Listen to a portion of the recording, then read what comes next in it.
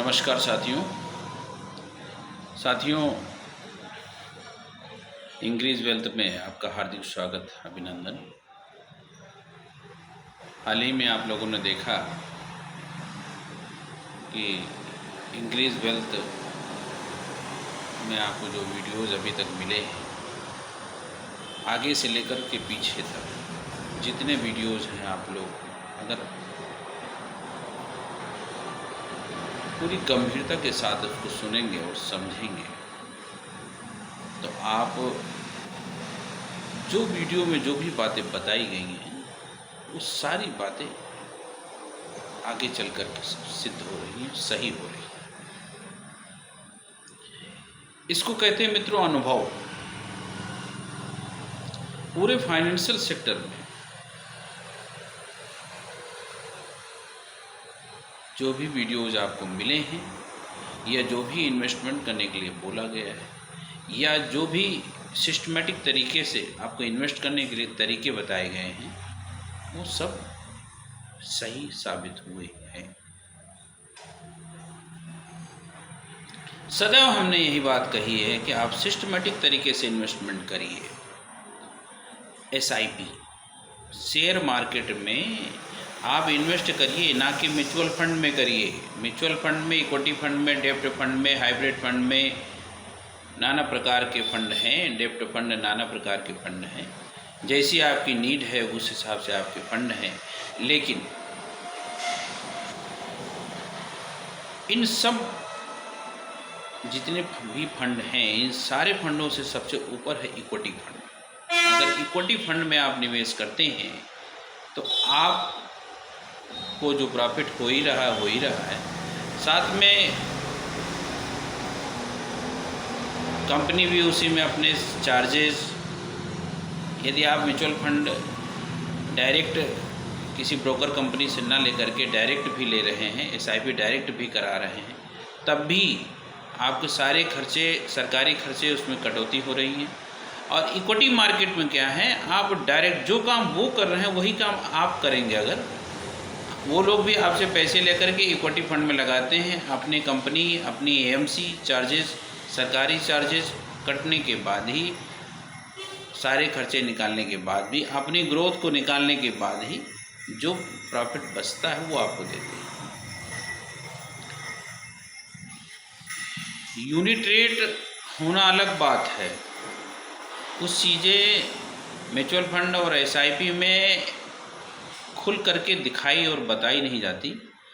वही चीज़ वो लोग कर रहे हैं जो आप डायरेक्ट कर सकते हैं। डीमैट अकाउंट खोल करके डायरेक्ट इन्वेस्टमेंट करिए शेयर मार्केट में। लेकिन तरीका आपको वही होना चाहिए, सिस्टमेटिक तरीके से। SIP सिस्टमेटिक तरीके से आप सिस्टमेटिक इन्वेस्टमेंट प्लान की तरीके से आप इन्वेस्ट करिए। जैसे आपके पास 1 लाख रुपये है तो आप 10,000 रुपये ही निवेश करिए। अब सोचिए, पिछले सितंबर अक्टूबर से जो र्यूमर आया था अभी तक, उस र्यूमर से अभी तक मार्केट पूरी तरह से उभर नहीं पाई। लेकिन मित्रों, मैं आप बता दे रहा हूँ आपको, बहुत बड़ी तेज़ी की संभावना बन रही है, क्योंकि मार्केट की जो बैलेंस शीट है अब पूरी तरह से अपडेट हो रही है। ओनली पेपर वर्क के हिसाब से देखा जाए, फंडामेंटल देखा जाए तो फंडामेंटल और न्यूज़ बेस पर देखा जाए। न्यूज़ बेस का मतलब ये है कि उधर समझौते की डील हो रही है अमेरिका और भारत का बिजनेस टैरिफ को लेकर के। उधर आपका GST अपने देश में श्री मोदी जी के माध्यम से GST दर कमें हुई हैं। कुछ चीज़ों में तो GST फ्री हो गया पूरी तरह से, जैसे इंश्योरेंस सेक्टर पूरी तरह से फ्री हो गया। चाहे आप लाइफ इंश्योरेंस लीजिए, चाहे हेल्थ इंश्योरेंस लीजिए, या गाड़ियों के जो बीमे कराएंगे जनरल इंश्योरेंस में जाइए, आप टर्म इंश्योरेंस लीजिए, पूरी तरह से इंश्योरेंस फ्री। फाइनेंशियल सेक्टर में अभी बहुत बड़ा रस है। रस का मतलब ये है कि आप PSU सेक्टर, अभी तो PSU सेक्टर चले ही नहीं, 10 साल से नहीं चल रहे हैं कम से कम। Bank of Baroda, PNB, state bank चला, लेकिन अभी बहुत सारे बैंक ऐसे हैं छोटे और मझोले जो अभी पड़े हुए हैं बैंकिंग सेक्टर को लेकर के, फाइनेंशियल सेक्टर को लेकर के,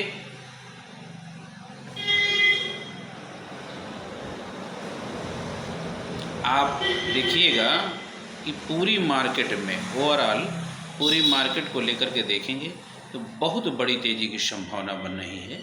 और मैं आपको बता रहा हूँ, जो लोग सिस्टमेटिक तरीके से इन्वेस्टमेंट किए हैं या कर रहे हैं, जिनके पास धैर्य के साथ अपने मार्केट में बने रहें, कैश सेगमेंट को फोकस कर रहे हैं जो लोग, वो लोग निश्चित रूप से पैसे बना करके, कमा करके, बहुत कम समय में अपने धन को 2 गुना, 3 गुना, 4 गुना, 5 गुना करके संतुष्ट हो करके बड़े सुकून और शांति के साथ अपने पैसे की ग्रोथ करेंगे निश्चित ही, क्योंकि अब वो समय आ गया है। मार्केट में बहुत बड़ी तेज़ी की संभावना है।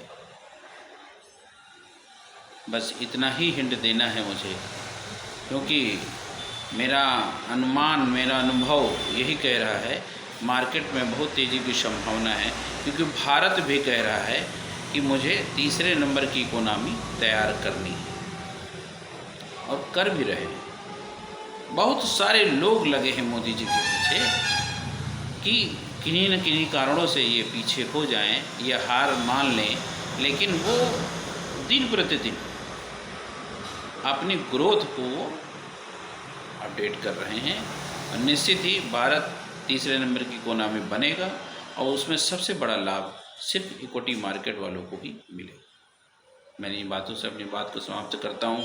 अपने वीडियोस में फिर से आप लोगों को ये मेरी अपील है कि आप लोग सारे वीडियोस एक बार रिवीजन करिए और रिवीजन करने के बाद देखिए जो वीडियो में कहा गया है वही सही हुआ है या सही हुआ है उसके बाद हुआ है, जो भी हुआ हो अनुभव के आधार पर अपनी बात रखी गई है और ये ओनली पेपर वर्क के आधार पर किसी टिप्स को बताया गया है।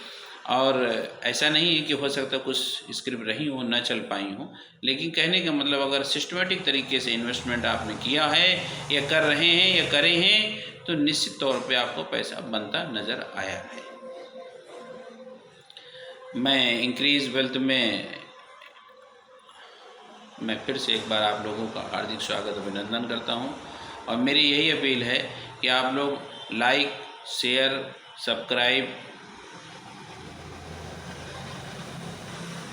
इसको आप गंभीरता से शेयर करिए ताकि लोगों तक ये बात पहुँचे धीरे धीरे और धीरे धीरे बेसिक जो चीज़ें हैं वो मजबूत हो जाएंगी। जब बेसिक चीज़ें मजबूत हो जाएंगी तो ऑटोमेटिक लोगों का पैसा बनता नज़र आएगा।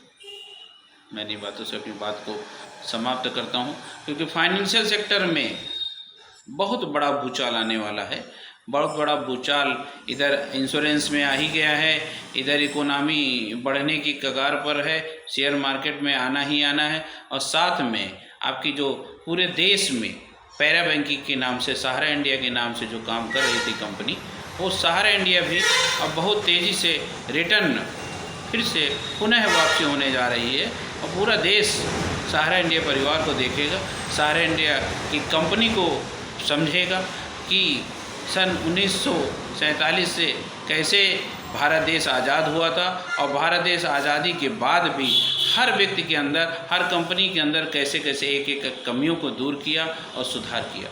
वैसे ही सहारा इंडिया ने भी अपनी इन 45 सालों में कैसे कैसे उन्होंने अपनी अंदर जो कमियां रही हैं सुधार किया और फिर सुधार करके मार्केट में आ रहे हैं, पुनः वापसी होने जा रही।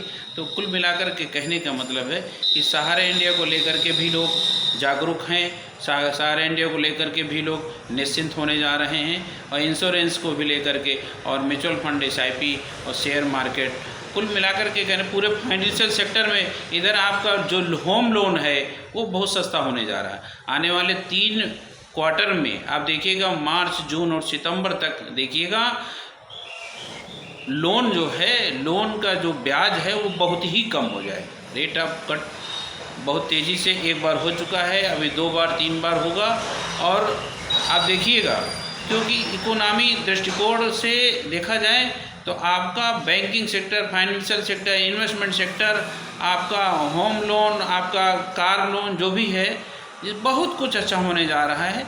ये एक तरीके इस बात के संकेत हैं कि आपका भारत देश तीसरे नंबर की इकोनॉमी हो ही जाएगा। मैं इन्हीं बातों से अपनी बात को समाप्त करता हूँ।